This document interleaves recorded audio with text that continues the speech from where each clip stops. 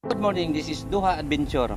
So pasensya na medyo matagal na akong hindi nakapag-upload ng video kasi meron akong problema regarding doon sa nangyari doon sa mama ko na actually pumanaw po siya nung June 11 last Friday.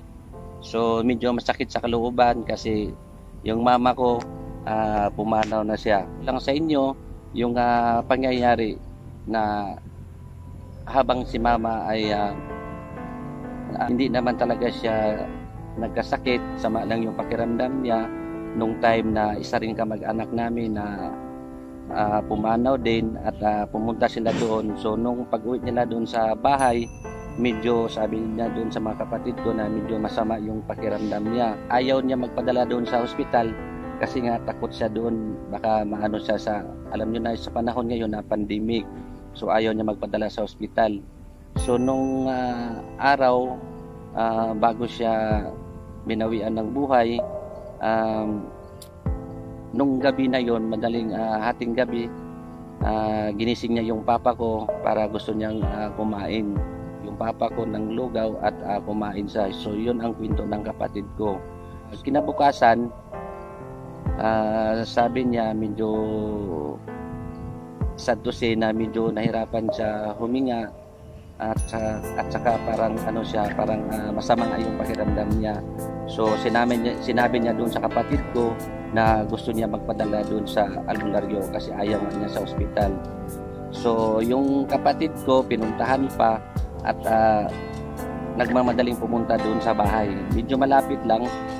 Pagdating niya doon sa bahay, nandoon yung mama ko na masama yung pakiramdam. So gusto nga niya magpadala sa albularyo.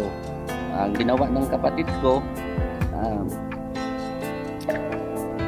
sinabihan niya yung kapitbahay namin at para madala kaagad sa hospital. Dumating na sila sa hospital kasi pagdating doon, hindi na sila pinapapasok doon sa hospital. Ang sabi ng doktor, ma'am, sorry, yung mama mo is dead arrival na. So pinulsuhan lang daw siya. Yun ang sabi ng kapatid ko. Patay na pala yung mama ko. So nangyari. So nung nalaman nila na dead arrival na pala yung mama ko, so nagdesisyon yung mga kapatid ko na sakay na lang ulit yung mama ko dun sa sakyan at iuwi sa bahay. Pero unfortunately, sabi ng doktor, bawal daw siya, protocol daw sa hospital na kailangan i-swab test yung mama ko, which is ayaw ng mga kapatid ko kasi gusto nila iuwi na lang yung mama ko. Pero ang sabi ng doktor, kailangan daw i-swab test at kinausap yung kapatid ko para pumayag. So hanggang nakumbinsi yung kapatid ko at nagkaroon ng rapid swab test doon sa mama ko. So within 15 minutes nag-declare kaagad yung doktor na positive yung mama ko.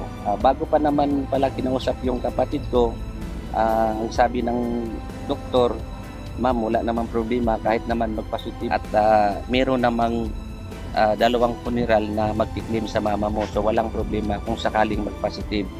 So hanggang pumayag yung kapatid ko.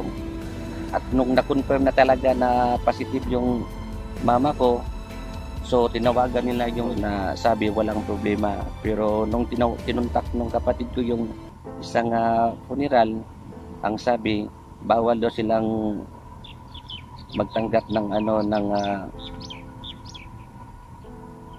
COVID positive patient. So medyo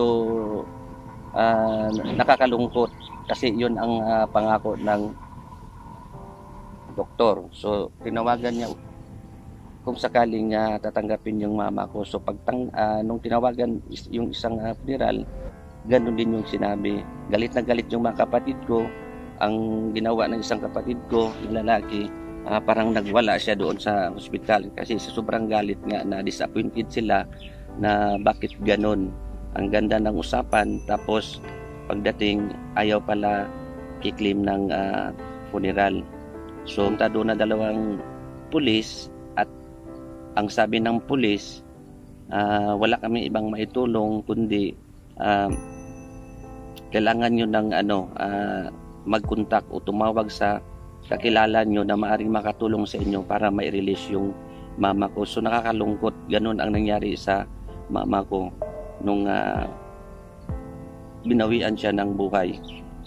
At saka nung ang dami nang ginawa nilang paraan para lang mailabas si mama, pero talagang ayaw talaga i-release ng hospital kasi yun nga ang sabi nila, positive daw si mama at yun daw ang protocol. So nahirapan silang i-release ang bangkay ng aking mama. So nakakalungkot. At ikukwento ko na rin, base doon sa mga alaga, meron din palang background na diabetes din si mama. So siguro yun ang naging rason na parang biglaan, pero kung ako ang tatanungin, hindi talaga naging positive si mama kasi ito yung base doon sa sitwasyon. Kasi kung sakaling si mama positive talaga si mama, nakakalungkot man, pero kusa naming tatanggapin. Kaso lang ang di ko matanggap kasi nung time na nag-declare yung doktor na positive, bakit umabot pa siya ng sobra 24 oras? At ang paliwanag ng doktor, 11, kinabukasan, ililibing daw si mama. So ang sabi ng doktor, ang tanong ko pala, bakit hindi naka-isolate ang room ni mama? Lahat po ng mga kapatid ko, magulang ko, nandoon sila, labas-pasok. Doon ako nako-confuse na maaring hindi talaga positive si mama. So, pero ang sabi ng doktor, positive nga daw. Pero bakit umabot or sobra ng 24 oras? At doon lang si mama, nandoon lang sa labas, hindi naman siya naka-cremate, nandoon lang siya sa may maliit na tent at nandoon yung mga kapatid ko. So nakakabisita sila labas-pasok hanggang kinabukasan yun. Nakakalungkot ang pangyayari sa aking mama. So ang sabi ng doktor, sasagutin nila ang expenses sa pagpalibing at hanggang tinanggap nila ng kapatid ko, pati yung papa ko, kahit nakakalungkot kasi minsan para bang iniisip natin na hindi naman talaga COVID yung patient, pero dinideclare nila na COVID positive yung isang pasyente. Kasi based doon sa observation ko, kasi yung kapitbahay naman namin, nung once nag-declare yung doktor, hindi siya umabot ng 1 oras. Binalot siya ng plastic cadaver at nilibing kaagad. At walang sinumang, may isa lang nakasama nung time na araw ng libing. So nakakalungkot. So masakit man sa pangyayari na nangyari kay mama at tinanggap na rin namin ganun. Kaya nga wala na mga kapatid ko na dapat tanggapin na lang. Pero kung ako lang sana, kailangan ko ng hustisya. Sana itong video na to, kung meron kayong mga same case o same sitwasyon na nangyari, sana naman yung mga doktor na kung sakali namang hindi naman talaga positive, COVID positive yung patient, sana naman huwag niyong i-declare na positive yung isang pasyente kasi nakakalungkot sa mga relatives, di ba? Sa mga kamag-anak na ganun nangyari. Ganun pa man, tinanggap na, sabi ko nga, tinanggap na lang namin at masakit sa kalooban na binawian na ng buhay si mama. So yun lang ang kwento. So kung meron kayong mga same case o same sitwasyon na ganito din nangyayari, so pakishare na lang at so yun lang po. Maraming salamat at ngayon lang din talaga ako nakapag-upload kasi siyempre